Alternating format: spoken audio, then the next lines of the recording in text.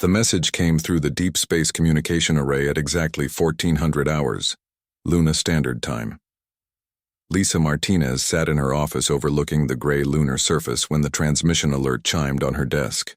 As Earth's chief ambassador to the Galactic Peace Council, she received dozens of messages daily from various alien species. Most were routine diplomatic matters. This one was different. The holographic projector activated automatically, displaying the seal of the Galactic Peace Council. 3 alien figures appeared in the blue light. Ambassador Martinez recognized them immediately. Chancellor Vexmore of the Silicon Confederation stood in the center, his crystalline body reflecting the chamber lights.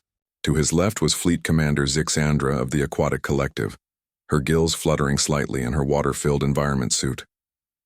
General Korthak of the Vraxian Empire occupied the right side of the transmission, his scaled hide showing the ritual scars of his military rank. "Greetings, Ambassador Martinez," Chancellor Vexmore began, his voice carrying the electronic tone that all Silicon beings use to communicate. "We transmit this message with great hope and growing concern." Lisa leaned forward in her chair. The formal language meant this was an official council communication, not a casual diplomatic exchange. She activated her recording system to capture every word. "The Centennial Peace Summit approaches," continued the Chancellor. 100 years of galactic cooperation and understanding. All member species will gather on Harmony Prime to celebrate our achievements and plan for the future. Yet once again, Earth has submitted a delegation list containing only civilian personnel. Fleet Commander Zixandra moved forward in her aquatic chamber. "We have extended this invitation 17 times over the past 50 years.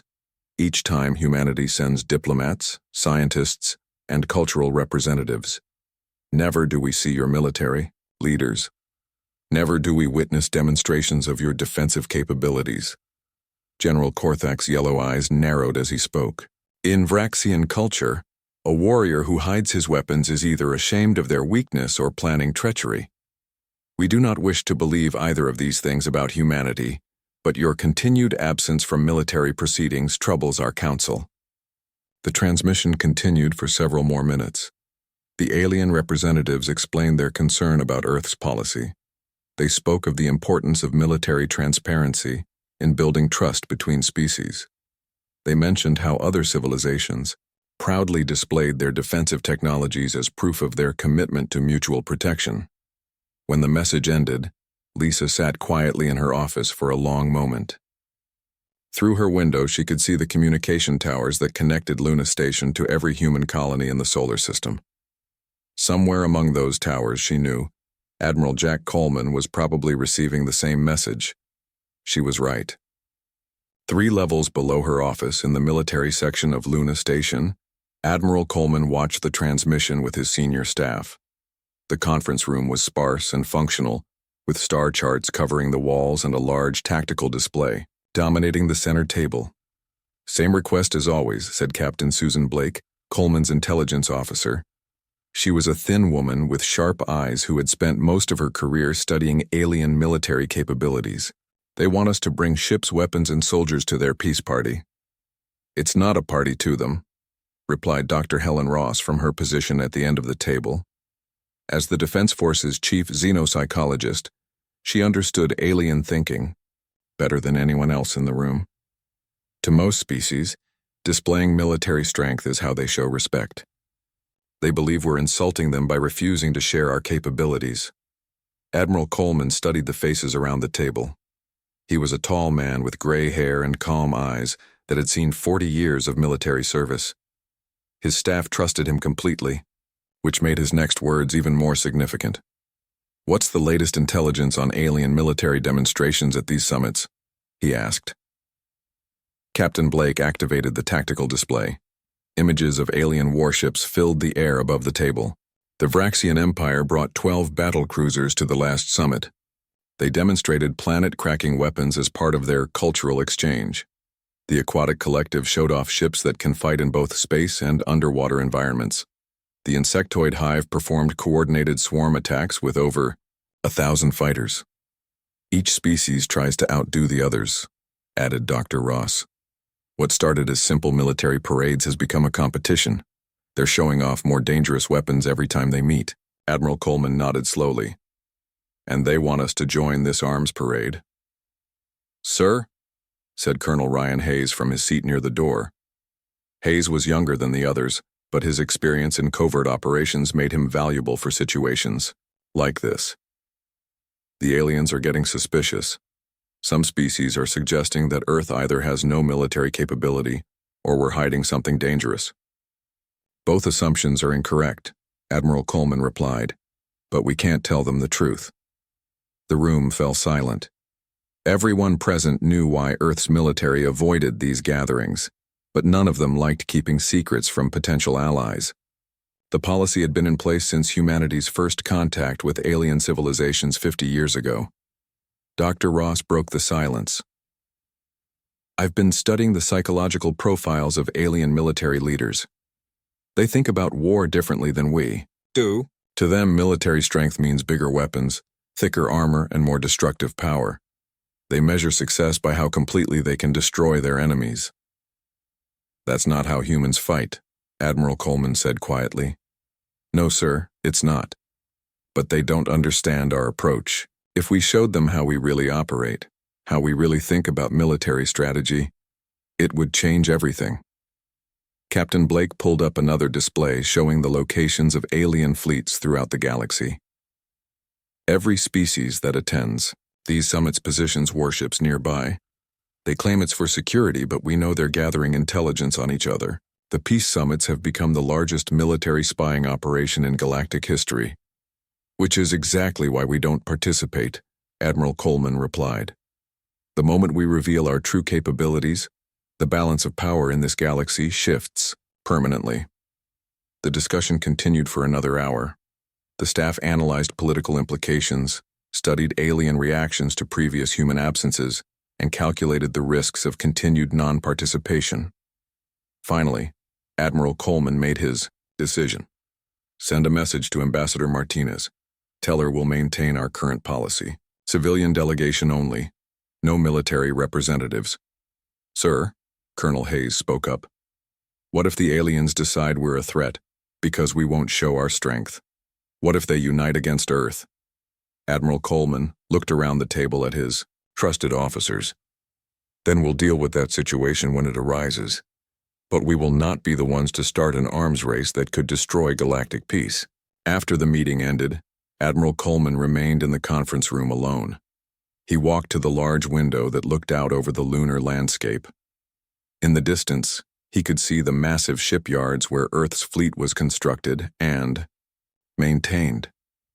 The ships were beautiful and deadly, incorporating technology that no alien species had ever imagined. That was the problem. Human military technology wasn't just advanced, it was revolutionary. While other species focused on building bigger guns and stronger shields, humanity had developed something far more dangerous: precision. Human weapons could disable enemy ships without destroying them. Human tactics could win battles without casualties. Human strategy could end wars before they began. The aliens wanted to see Earth's military capabilities because they assumed humans thought like they did.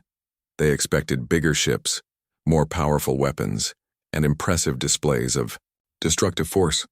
They had no idea that human military doctrine was based on achieving objectives with minimal violence and maximum efficiency. Admiral Coleman sighed as he watched a patrol ship launch from the nearby hangar. The vessel looked ordinary, even primitive, compared to alien warships. Its weapons appeared adequate but not exceptional. Its armor seemed standard for its size. No alien observer would be impressed by its appearance.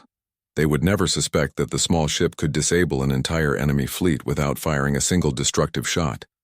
They would never imagine that its seemingly basic sensors could map every weakness in their defensive systems.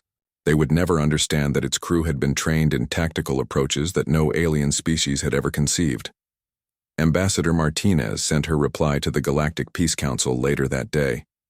Earth would attend the Centennial Peace Summit with a full civilian delegation. They would participate in all diplomatic proceedings and cultural exchanges, but as always, they would not bring military representatives. The message traveled through space toward the alien worlds. carrying with it humanity's continued commitment to peace through restraint. What it didn't carry was the truth about why. Earth's military never attended these gatherings. Some secrets were too dangerous to share, even with friends. Ambassador Lisa Martinez stepped out of the transport shuttle onto the docking platform of Harmony Prime. The massive space station rotated slowly against the backdrop of distant stars, its gleaming hull reflecting the light of 3 different suns. She had visited the station many times before, but the sight never failed to impress her. Harmony Prime was a marvel of alien engineering, built specifically for diplomatic meetings between the galaxy's various species. What struck her immediately was the unusual amount of military activity. Everywhere she looked, alien soldiers in ceremonial uniforms moved with purpose. Weapons displays lined the corridors, and holographic projections showed off various species' latest military achievements.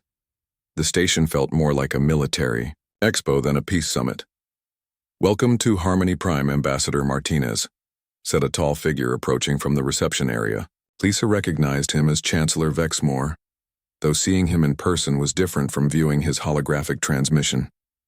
His crystalline body caught the station's lights and threw rainbow patterns across the walls. "Thank you for hosting us, Chancellor," Lisa replied, maintaining the formal diplomatic tone. Behind her, her small staff of 6 civilian specialists gathered their equipment. The contrast between her modest delegation and the impressive military entourages around them was obvious to everyone. As they walked through the station's main corridor, Lisa counted at least 40 alien military officers from 12 different species. General Korthak of the Vraxian Empire wore his full battle armor, the metal plates engraved with symbols of his victories. Fleet Commander Zixandra moved through the corridor in her mobile aquatic environment, her ceremonial weapons clearly visible through the transparent walls of her transport chamber. The insectoid hive queen Zaxth arrived yesterday, Chancellor Vexmore explained as they walked. She brought her entire royal guard and a fascinating display of swarm combat tactics. The demonstrations have been quite educational. Lisa nodded politely, but inside she felt uncomfortable. These weren't peace talks, they were military showcases disguised as diplomatic events. Each species seemed more interested in showing off their weapons than discussing cooperation. They reached the main conference hall where representatives from all 12 species had gathered. The room was enormous, with a circular table at the center and viewing galleries around the walls. Holographic displays showed detailed specifications of various alien warships and weapon systems. "Ah, the human delegation arrives," announced General Korthak in his deep, rumbling voice. "Though I notice once again that Earth sends no military representatives." The room fell quiet. Lisa felt dozens of alien eyes focusing on her small group. She had expected this moment, but it still made her nervous. "Earth is committed to peaceful diplomacy," she replied calmly. "We believe that civilian leadership is most appropriate for peace discussions." Fleet Commander Zixandra's tentacles moved in what Lisa knew was a gesture of confusion among the aquatic collective. "But how can we trust partners who hide their strength? In my culture, warriors who conceal their weapons are either cowards or conspirators." "The human approach is strange to us as well," added Hive Queen Zaxth, her compound eyes reflecting the room's lights. "Our species has observed Earth for 50 years. You have ships, you have weapons, yet you never show them. Why do you fear to reveal your military capabilities?" Lisa chose her words carefully.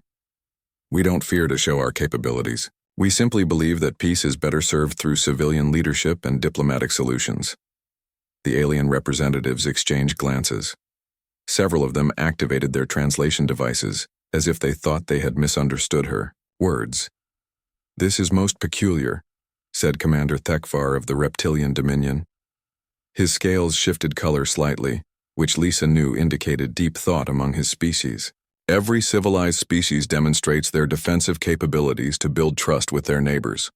How can we form alliances with beings who refuse to show their true strength?" 3 light-years away from Harmony Prime, Colonel Ryan Hayes watched the proceedings through advanced surveillance equipment aboard the reconnaissance vessel Whisper. The ship was completely invisible to alien sensors, using technology that no other species had developed. Hayes and his small crew had positioned themselves to monitor the summit without being detected. "Sir, the aliens are getting more aggressive in their questioning," reported Lieutenant Sarah Kim from the communications station. "Ambassador Martinez is handling it well, but the tension is increasing." Hayes studied the displays showing the various alien delegations.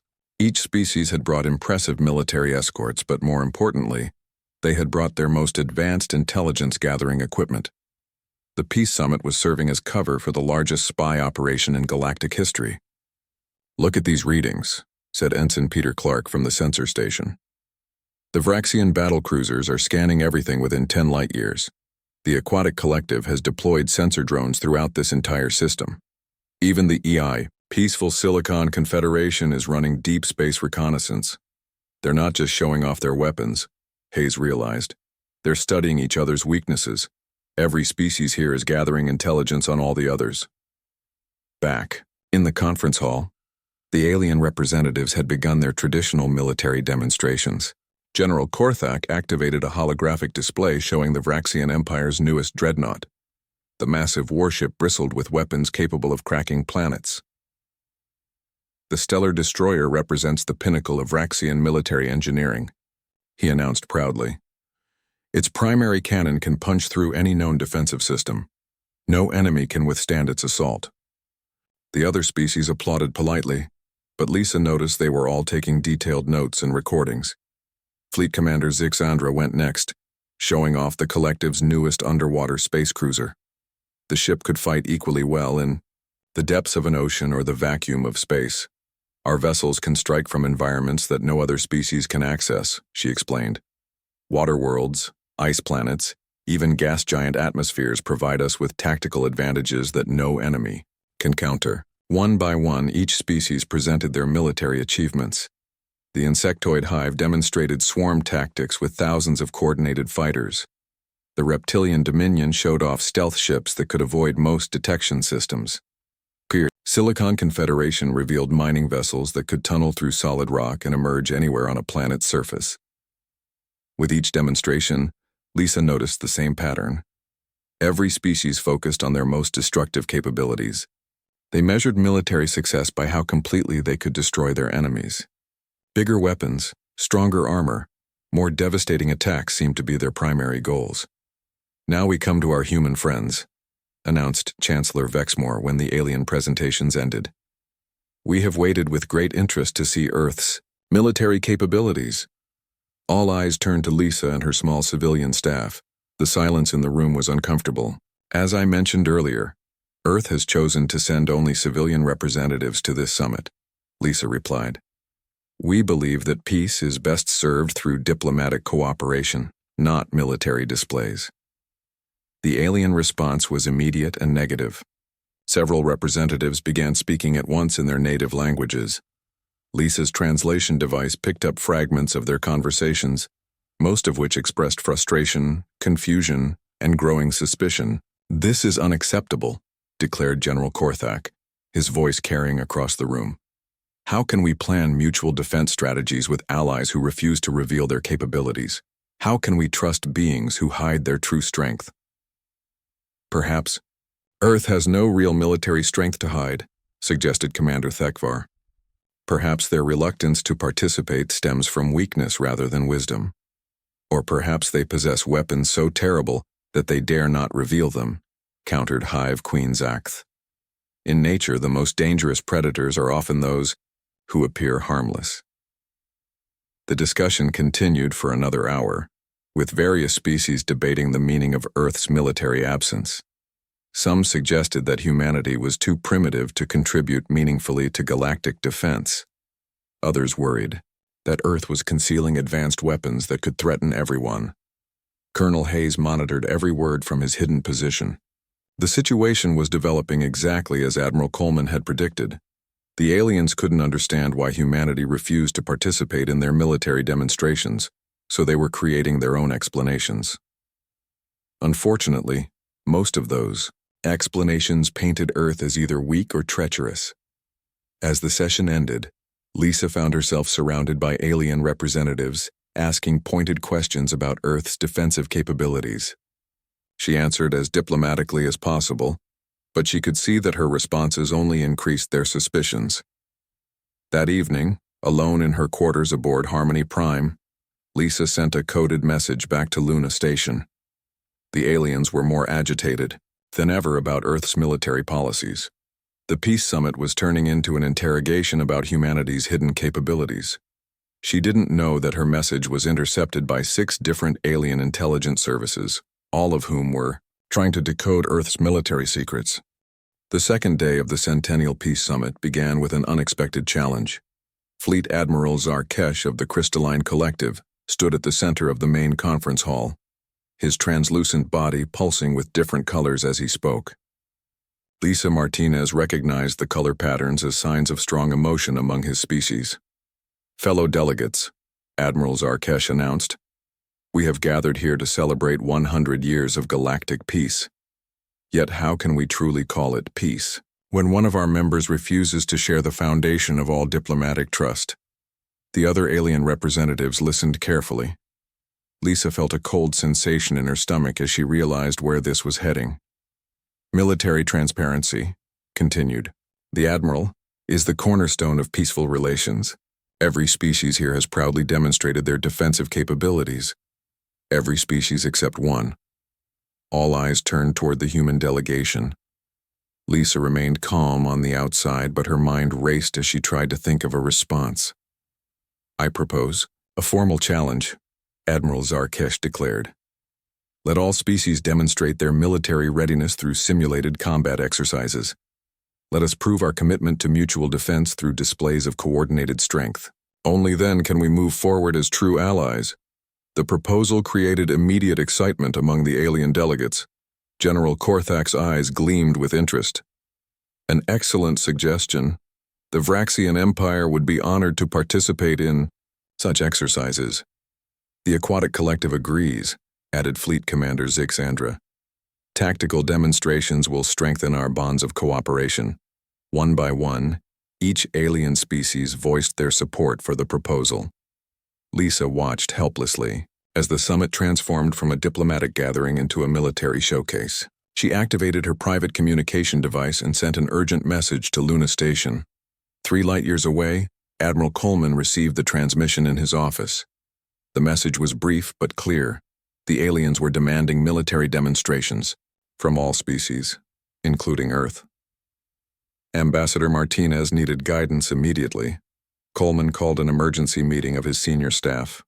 Within minutes, Captain Susan Blake, Dr. Helen Ross, and Colonel Ryan Hayes had gathered in the secure conference room.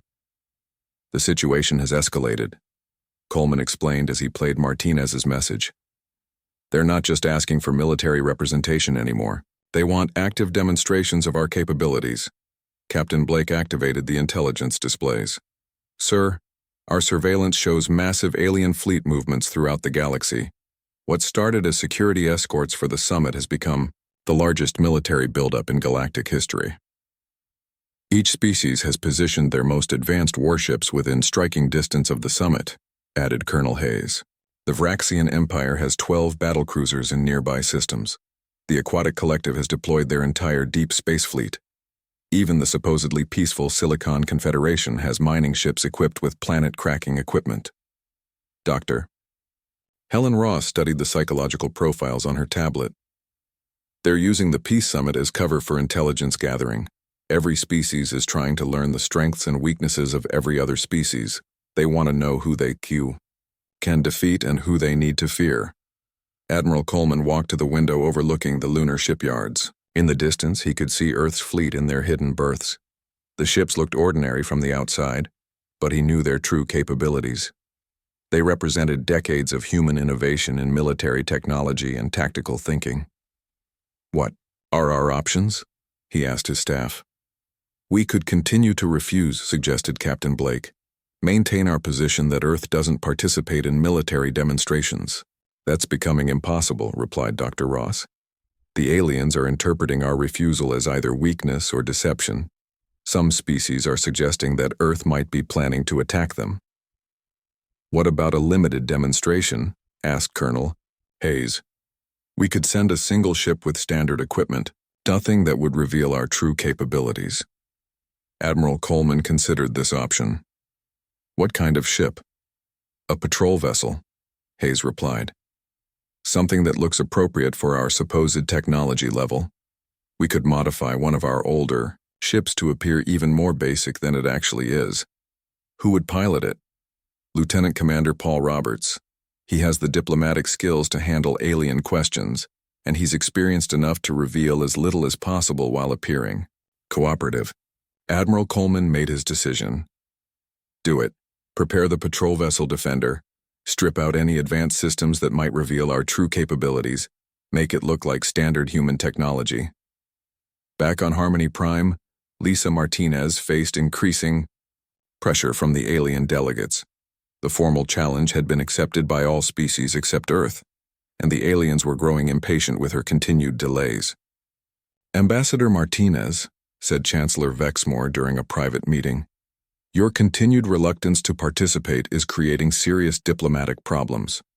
Several species are beginning to question Earth's commitment to galactic peace. Lisa chose her words carefully. Earth remains fully committed to peaceful cooperation. However, our military policies are different from those of other species. Different how? Pressed the Chancellor. Every civilized species understands the importance of military transparency. Are you suggesting that humans are not civilized? Before Lisa could answer, her communication device chimed with an urgent message from Admiral Coleman. She read the brief text quickly. Help was coming, but she needed to buy more time. Chancellor, I have just received word from Earth. We are reconsidering our position regarding military demonstrations. A representative from our defense force is being dispatched to join the summit. The news spread quickly through the station. The alien delegates were pleased that Earth was finally cooperating, though some remained suspicious about the delay. Colonel Hayes, monitoring from the Whisper, noticed increased alien intelligence activity following the announcement. Every species was positioning spy satellites and reconnaissance drones to observe whatever Earth planned to reveal. They're setting up the most comprehensive surveillance operation I've ever seen, reported Lieutenant Kim. 17 different species have deployed advanced sensor equipment around the summit. They're not just planning to watch our demonstration, they're planning to analyze it down to the molecular level. That's exactly what Admiral Coleman expected, Hayes replied. The aliens think they're going to learn about human military capabilities. They have no idea what they're actually going to see. 2 days later, the patrol vessel Defender arrived at Harmony Prime. Lieutenant Commander Paul Roberts guided his ship toward the station's military docking bay, where dozens of impressive alien warships were already berthed. The Defender looked small and unremarkable compared to the massive vessels around it. Roberts was a calm, experienced officer who had been carefully chosen for this mission. He understood that his job was not to demonstrate Earth's true capabilities, but to appear cooperative while revealing as little as possible. The ship he commanded had been modified to look even more basic than standard human technology. As he docked, Roberts could see alien observers studying his ship through various scanning devices. He activated the Defender's most basic defensive systems, making sure that any surveillance would detect only the simplest human technology. The alien delegates gathered in the main hangar to welcome Earth's first military representative to a peace summit. General Korthak approached the Defender as Roberts emerged from the airlock. Welcome, human warrior, the general said in his formal tone. We are honored that Earth has finally chosen to share its military strength with the galactic community. Roberts saluted in the human military style. Thank you, General. I am Lieutenant Commander Paul Roberts of the Terran Defense Force. I bring greetings from Admiral Coleman and the Earth Fleet. The aliens were immediately interested in this mention of an Earth fleet. Several delegates began asking questions about the size and composition of humanity's military forces. Roberts answered diplomatically, providing general information without revealing specific details. Your ship is smaller than we expected, observed Fleet Commander Zixandra. Do humans prefer compact vessels for tactical reasons? The Defender represents our standard patrol configuration, Roberts replied carefully. Human ships are designed for efficiency and versatility rather than raw power. This answer seemed to puzzle the aliens, who were accustomed to measuring military strength by size and destructive capability. They had expected Earth's first military demonstration to be impressive and intimidating. Instead, they were seeing what appeared to be a modest vessel with basic capabilities. "When will the demonstration begin?" asked Admiral Zarkesh. "Tomorrow," Roberts replied. "Earth is prepared to participate in your simulated combat exercises." That evening, Roberts sent a coded report back to Admiral Coleman. The aliens were expecting a traditional military display focused on destructive power. They had no understanding of human tactical philosophy or the true nature of Earth's military capabilities. What they were about to see would change their understanding of warfare forever, though not in the way they expected. The demonstration would reveal that humans approached military conflict in a completely different way than any other species in the galaxy. The morning of the military demonstrations dawned with great ceremony aboard Harmony Prime. Lieutenant Commander Paul Roberts stood in the main hangar bay, watching as each alien species prepared their showcase vessels. The sight was both impressive and intimidating. General Korthak's Vraxian battlecruiser dominated one section of the bay. The massive ship bristled with weapons that could crack planets. Its dark hull was scarred from countless battles, each mark telling a story of victory. Through overwhelming force, dozens of Vraxian warriors in ceremonial armor stood nearby, their weapons gleaming under the station's lights. Fleet Commander Zixandra's aquatic vessel occupied another area. The ship's transparent sections revealed its water-filled interior, where armed swimmers moved with deadly grace. The vessel's unique design allowed it to fight in both space and liquid environments, giving the aquatic collective advantages that no other species could match. The insectoid hive's contribution was even more spectacular. Hive Queen Zacht had brought a swarm carrier containing thousands of small fighter craft. The tiny ships moved in perfect coordination, their pilots connected through the hive mind that made individual thought unnecessary. When they flew together, they became a single deadly organism. Roberts observed everything carefully. Dr. Helen Ross had prepared him well for this moment. His mission was not just to demonstrate human capabilities, but to gather intelligence on every alien species present. While they thought they were evaluating Earth's technology, he would be studying their tactics, their weaknesses, and their blind spots. "Impressive ships," commented Admiral Zarkesh as he approached Roberts. The crystalline collective leader's body flickered with colors that indicated excitement. "Your vessel appears quite different from ours." Roberts looked at the Defender, which sat quietly in its designated space. Compared to the alien warships, it looked almost primitive. The hull was smooth and simple, without the massive weapon arrays that decorated the other vessels. Its size was modest, roughly equivalent to a small alien escort ship. "Human engineering focuses on different priorities," Roberts replied diplomatically. "We believe in efficiency over spectacle." The alien delegates gathered in the observation deck as the demonstration began. Each species would show their military capabilities in turn, followed by Earth's first-ever participation in such an event. The Vraxian Empire went first. General Korthak's battlecruiser moved to the designated demonstration area and activated its main weapons. The energy beams that erupted from the ship were incredible to behold. They struck a series of target asteroids with devastating effect, reducing solid rock to glowing plasma in seconds. "Behold the power of Vraxian military engineering," announced the general proudly. "No defensive system can withstand our assault, no enemy can survive our attack." The other aliens applauded appropriately, but Roberts noticed they were all recording every detail of the weapons display.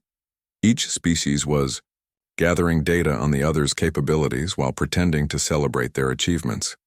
The aquatic collective demonstrated next.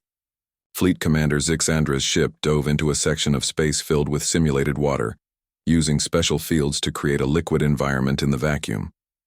The vessel moved through this artificial ocean with incredible speed and grace, striking targets from impossible angles. "Our tactics are unique in the galaxy," explained the commander.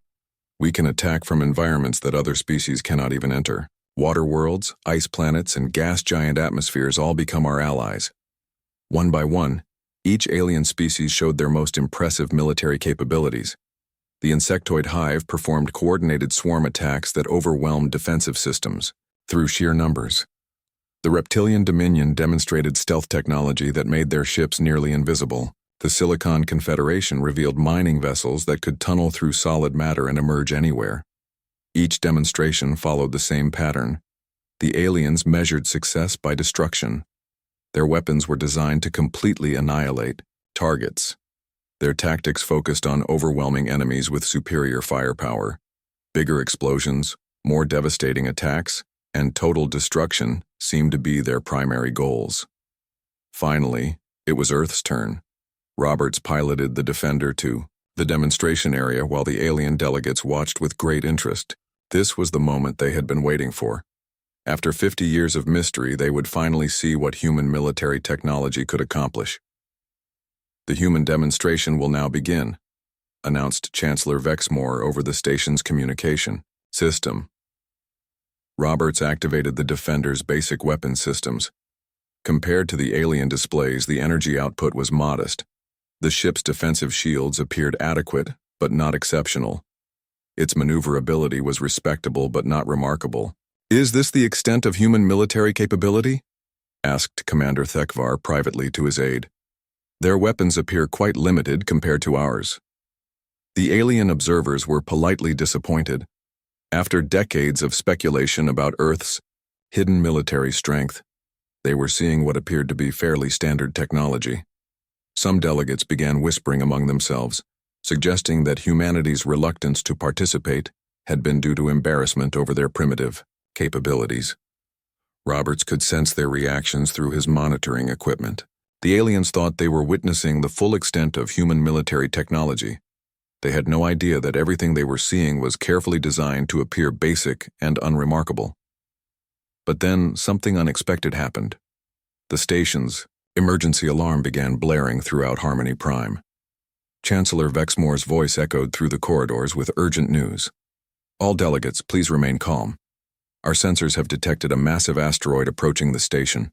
The object was knocked from its orbit by gravitational anomalies and is now on a collision course with Harmony Prime." Roberts checked his instruments quickly.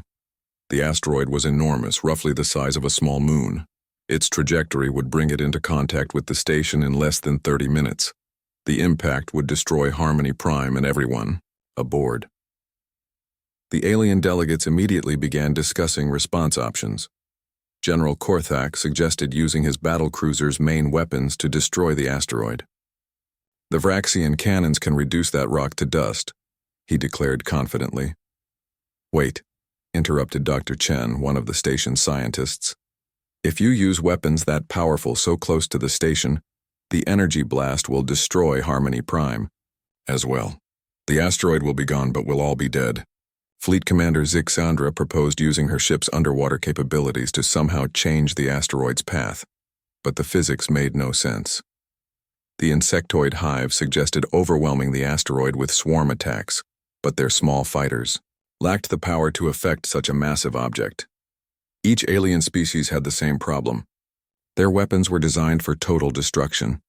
They could obliterate the asteroid, but doing so near the station would kill everyone they were trying to save. Their military technology was too powerful and too crude for the delicate work required. Robert studied the situation carefully.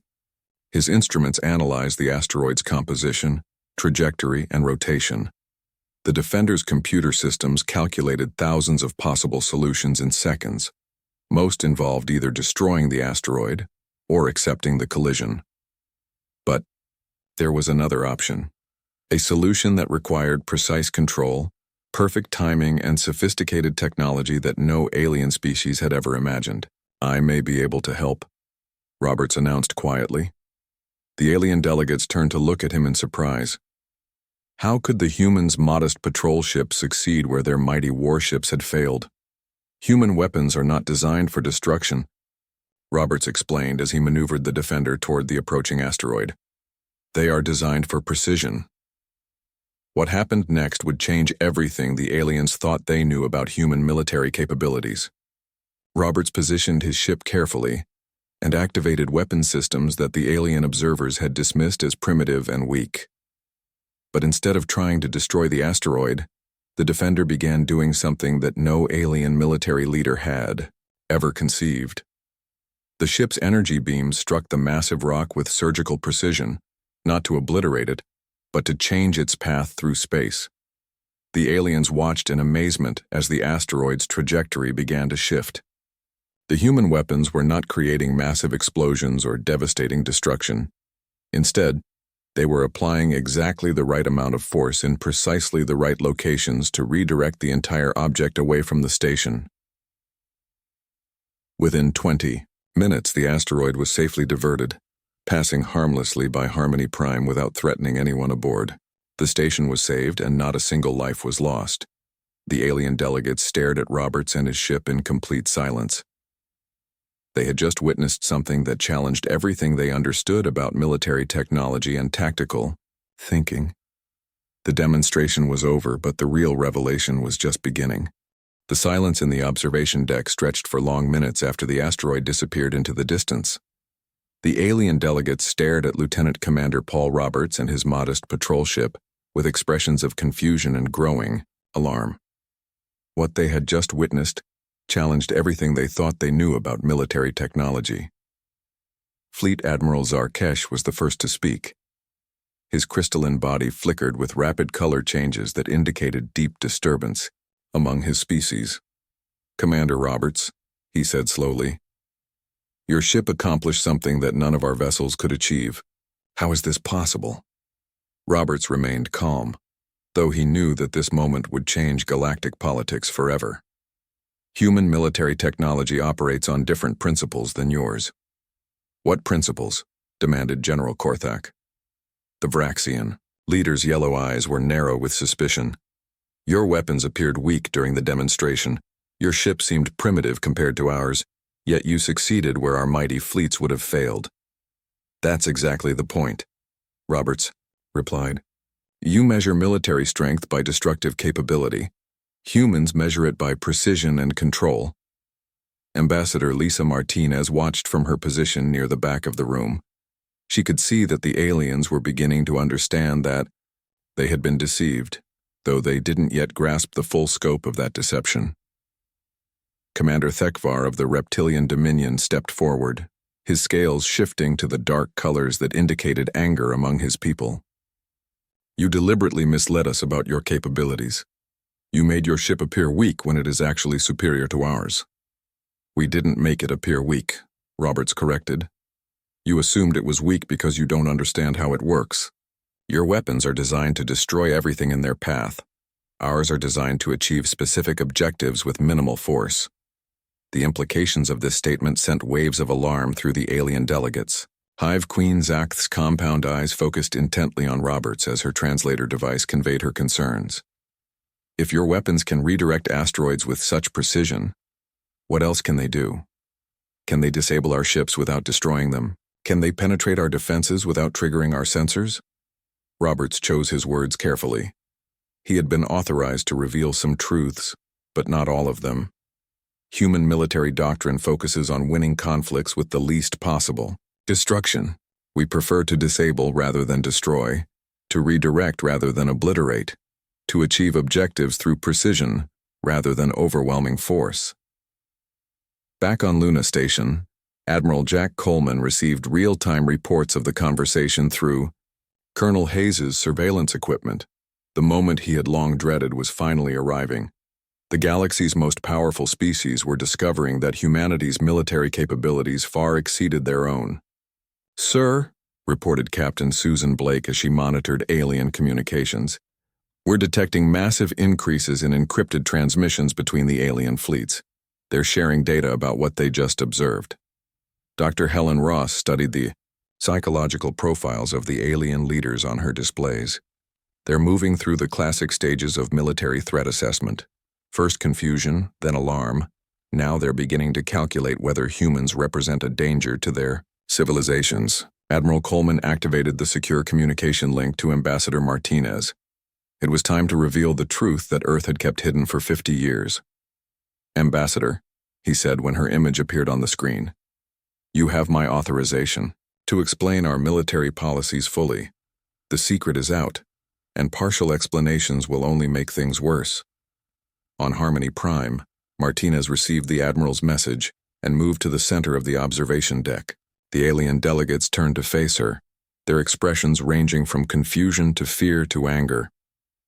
"Honored delegates," she began, "Earth has kept our military capabilities private, not because we are weak, but because we are too strong." The room erupted in voices as the aliens demanded explanations. Chancellor Vexmore called for order, and gradually the delegates settled down to listen. 50 years ago, when humanity first encountered alien civilizations, we studied your military doctrines carefully. We discovered that every species in the galaxy approaches warfare the same way. You build bigger weapons, stronger defenses, and more devastating attacks. You measure success by how completely you can destroy your enemies. General Korthok interrupted. This is the natural way of warfare. The strong defeat the weak through superior force. That's where you're wrong, Martinez replied firmly. Human military thinking evolved differently. We learned that true strength comes not from the power to destroy, but from the wisdom to achieve objectives without destruction. She activated a holographic display showing Earth's actual fleet composition. The images that appeared caused gasps of shock throughout the room. Instead of a few dozen primitive vessels, the display showed thousands of advanced ships using technology that no alien species had ever imagined. "This is impossible," whispered Fleet Commander Zixandra. "Our intelligence services have monitored Earth for decades. We never detected fleets of this size or capability." "That's because you were looking for ships like yours," Martinez explained. "Massive, heavily armed vessels designed for maximum destruction. Human ships are designed for stealth, precision, and efficiency. They can operate undetected in your space, disable your vessels without damaging them, and accomplish military objectives without anyone knowing they were there." Dr. Helen Ross's research had predicted this moment perfectly. The alien delegates were experiencing what she called capability shock, the sudden realization that their understanding of military power was completely wrong. Commander Roberts activated another display from the Defender's databanks. It showed detailed scans of every alien vessel present at the summit, including structural weaknesses, defensive gaps, and tactical vulnerabilities. "While you were demonstrating your weapons to each other," he said quietly, "my ship was analyzing your capabilities. In the past 3 days, we have identified exactly how to disable every vessel in your fleets without firing a single destructive shot." The alien delegates stared at the displays in horror. The human ship had been gathering intelligence on them while appearing to be the weakest vessel present. Their mighty warships, which they thought were impregnable, were revealed to have dozens of exploitable weaknesses. "Why?" asked Admiral Zarkesh, his voice barely above a whisper. "If you possess such overwhelming advantages, why have you hidden them? Why haven't you conquered the galaxy?" Ambassador Martinez looked around the room at the frightened alien faces. This was the moment she had been preparing for throughout her diplomatic career. Because conquest was never our goal. Earth discovered long ago that the greatest military victory is the one that never needs to be fought. We hid our capabilities to preserve peace, not to prepare for war. She activated another display showing the gradual militarization of the galaxy over the past 50 years. As the alien species had grown more comfortable with each other, they had also grown more competitive. Each peace summit had become more militarized than the last, with species constantly trying to outdo each other in displays of destructive power. "You turned peace summits into arms races," Martinez continued. "Each species trying to prove they were stronger than their neighbors. If humans had participated from the beginning, if we had shown our true capabilities, it would have triggered a galactic war as every species either tried to destroy us or surrendered to us immediately." The truth hit the alien delegates like a physical blow. They had been living in a carefully maintained illusion for 50 years. The species they had dismissed as primitive peacekeepers were actually the most advanced military power in the galaxy. "So what happens now?" asked Hive Queen Zakth. "Now that we know the truth, what becomes of galactic peace?" Admiral Coleman's voice came through the communication system as he joined the conversation from Luna Station. That depends on all of you, he said simply. Earth's policy hasn't changed. We remain committed to peace through strength, but now you know what that strength really means. We could have conquered every world in this galaxy within a year of first contact. We could have eliminated every military threat to Earth before any of you knew we existed. Instead, we chose to protect galactic civilization by hiding our capabilities and maintaining the balance of power that keeps you all from destroying each other. The alien delegates exchanged nervous glances. Some species were clearly considering whether they should unite against this newly revealed threat. Others were wondering if they should surrender immediately to avoid potential destruction. Colonel Hayes, monitoring from the Whisper, detected massive fleet movements throughout the galaxy as alien commanders tried to decide how to respond to this revelation. The real reason Earth never brings armed forces to peace summits, Ambassador Martinez concluded, is that our presence would end peace forever. Not because we would start a war, but because everyone else would be too terrified to continue cooperating. She paused and looked around the room one final time. Now you have to decide whether you can live with knowing the truth, or whether learning it has destroyed the peace we've all worked so hard to maintain.